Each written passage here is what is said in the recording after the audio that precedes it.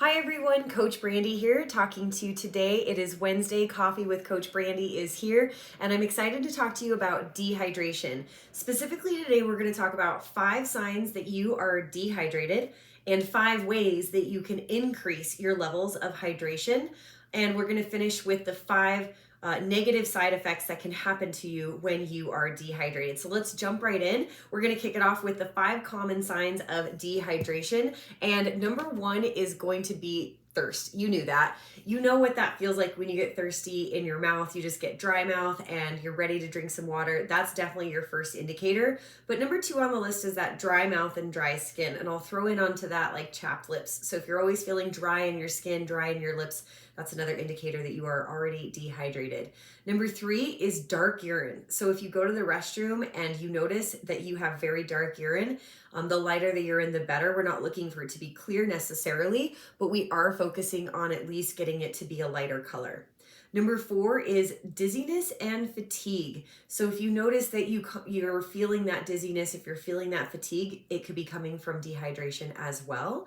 Number 5, to round things out, are going to be headaches. I know that for me, some of my biggest indicators of dehydration definitely are headaches, absolutely the dark urine color, and then the chapped lips. So maybe you can identify what types of signals that you're getting to show to you that you are dehydrated.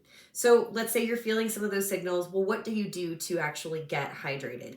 There's 5 really simple ways that you can do this. Number 1 is the most obvious. You're just gonna drink water. And I think it's important to have water on standby.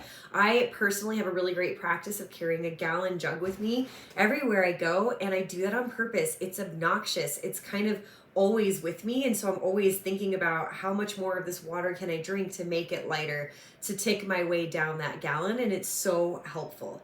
Number 2 is to eat hydrating foods, cucumbers, lettuce, strawberries, watermelon, things like that. These hydrating, high content water foods are really great. And you can kind of combine 1 and 2. There are some really cool water pitchers and water bottles out there where it's got the tube in the middle where you can actually infuse your water. And some of my favorite infusions are blackberries and cucumbers paired together, mint paired with strawberries, and basil paired with orange. And it's so good to add some flavor to your water in that realm.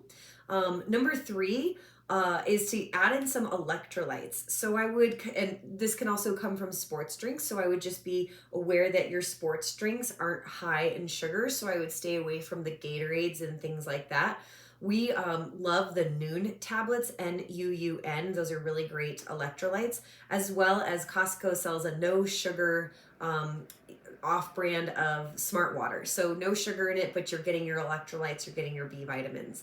Number 4 is herbal teas, and a couple of my favorite herbal teas are chamomile, peppermint, and hibiscus. So with herbal teas, basically you're just staying away from additional caffeine. So you would want to stay away from something like an Earl Grey that's got caffeine into it. And then with herbal teas, don't forget you can also do those iced, especially if you live in a warmer climate or you just prefer colder drinks. Peppermint and hibiscus specifically are fantastic over ice, and you can keep it in your fridge for several days at a time.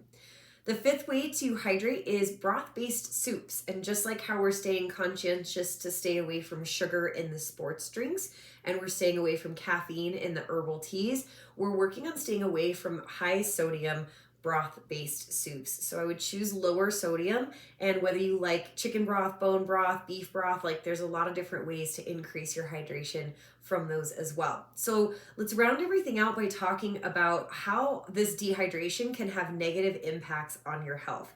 Number 1 is your brain function, which is kind of funny to think about because you might sit there suffering from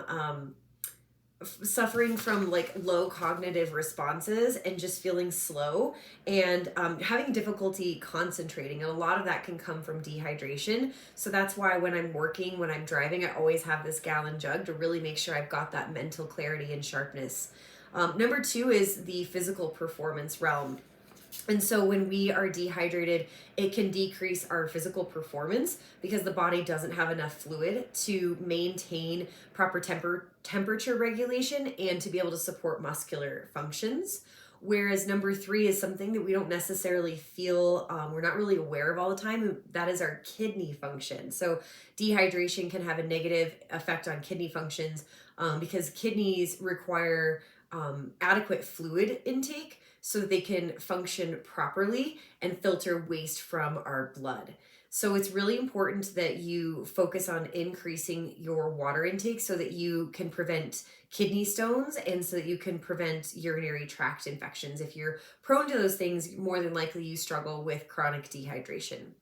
Number four is gastrointestinal issues, GI issues, specifically constipation. So if you're having a hard time having a bowel movement daily, if it's every other day, if it's every 2 days, dehydration is definitely playing a role there. So this when you have a chronic dehydration, it makes it difficult for the body to absorb the proper nutrients from the food. So even if you have a healthier diet, that's going to be challenging on a dehydration level, on top of if you have an unhealthy diet, a fast food, a processed food type diet, and you're not drinking enough water, it's going to be hard. The fifth one is heart function. Another thing, kind of like our kidneys, we're not thinking and feeling that necessarily all the time. But when you're dehydrated chronically, it can put extra strain on the heart. It just has to work a lot harder in general to pump blood over the rest of the body when general fluids are low. So taking the advice of the herbal teas, the hydrating foods, and really just drinking that much more water is going to help you to improve all of these things. So if you struggle with this and you want to know more about how you can work to increase your water, reach out to us. Feed Your Soul Fitness, our Soul Fit nutrition coaching programs involve a lot about lifestyle coaching and how we can integrate more water into our lifestyle so that we can look and feel our best. And if you have any questions, let us know. Otherwise, I'll see you guys soon next week for next week's Coffee with Coach Brandy.